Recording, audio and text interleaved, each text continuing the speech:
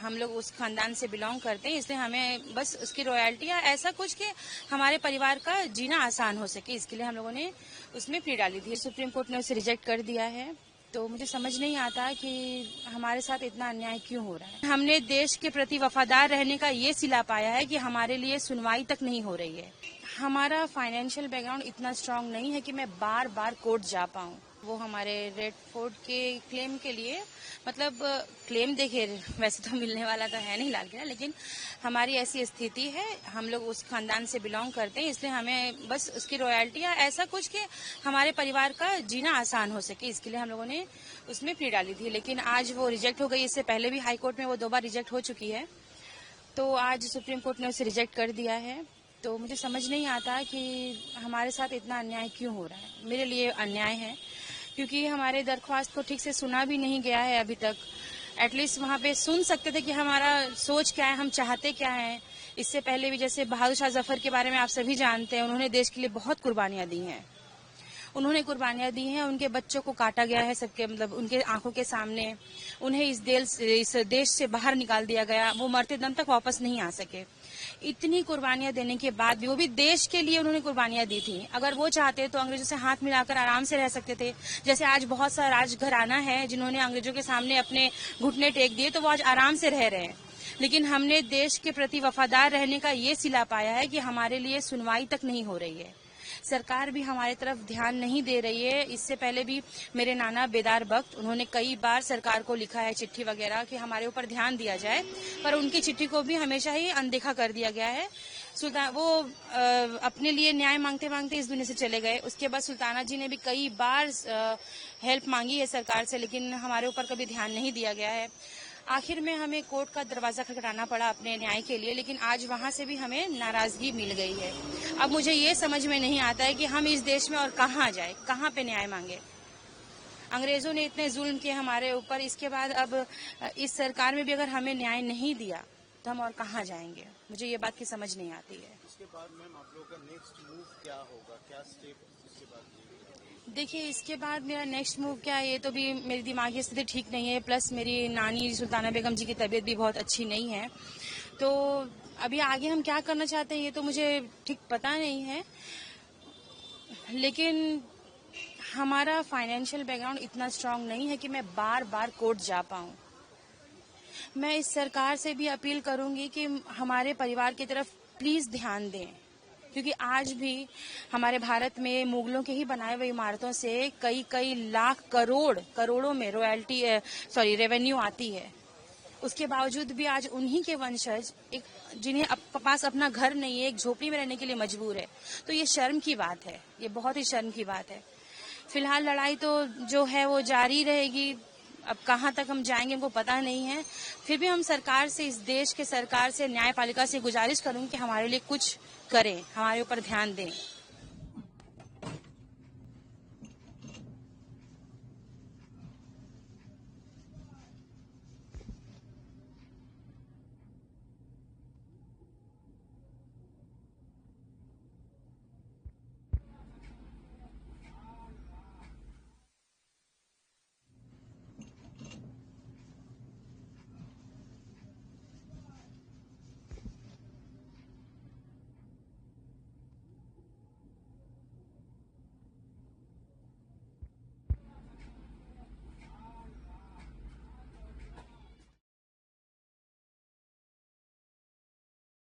हमने तो लाल किला का नाम नहीं लिया, ठीक है।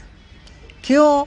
क्या हमने तो बहादुर शाह जफर का घर मांगा, और मुझको ये नहीं पता वो लाल किला है या फतेहपुर सीकरी है या जफर महल है, ये तो मुझको नहीं पता। मैंने तो घर मांगा, ये चीज तो सरकार जानती है। अब क्या करेंगे जब सुप्रीम कोर्ट तो सर्वोच्च न्यायालय है? इससे पहले आप दिल्ली हाई कोर्ट भी गए थे और सुप्रीम कोर्ट भी याचिका खारिज कर दिया। देखिए, हाई कोर्ट अगर खारिज कर दी तो कोई बात नहीं है, चलो भाई। सुप्रीम कोर्ट में हाँ, मेन तो है सुप्रीम कोर्ट, लेकिन सुप्रीम कोर्ट पे मैं बहुत उम्मीद लगाई थी कि मुझको वहां से इंसाफ मिलेगा, लेकिन आज वो भी उम्मीद खत्म हो गया। अब मैं कहाँ जाऊं? भीख मांगू? बहादुर शाह जफर को बदनाम करूं? आज बहादुर शाह जफर ने अपने वतन के लिए क्या नहीं किया? अपने औलाद को कुर्बान किया, वतन से बेवतन गए, तक तो ताज छीन गया, लेकिन अपने वतन से वो गद्दारी नहीं की। तो मैं कैसे करती? हमारे पास भी ऑफर आया था, पेरिस से आया, आपका जेलम, पाकिस्तान में जेलम एक जगह है, वहाँ से लोग मदद करना चाहे, लेकिन हम कहा हम बहादुर शाह जफर को, उनकी कुर्बानी को हम नामेट होने नहीं देंगे। मैं अपना वतन छोड़कर नहीं जाऊंगी। तो एक उम्मीद थी सुप्रीम कोर्ट की, आज वो भी टूट गई। अब क्या करेंगे? देखते हैं।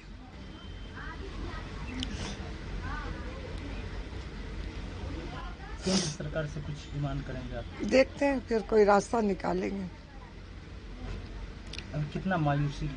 अभी तो फिलहाल मैं टूट गई एकदम।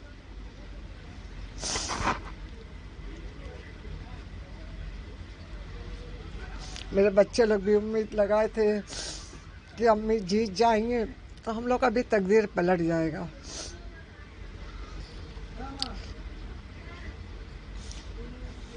बहुत अफसोस है कि बहादुर शाह के ऊपर नजर हमने बेकार डाला, और वो भी अपने वतन से बेकार मोहब्बत किए।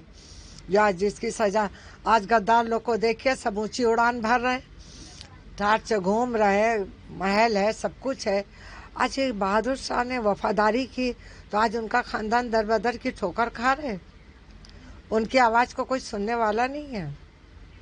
मैंने हर एक से मदद लेने के लिए मैंने इसलिए इनकार किया कि मुझे सुप्रीम कोर्ट पे उम्मीद थी कि यहाँ से मुझे मिल जाएगा, तो फिर क्या ज़रूरत पब्लिक से लेने के लिए। लेकिन अगर कहीं से कोई उम्मीद नहीं होगी, तो आखिर में देखते मैं पब्लिक का सहारा लूँगी।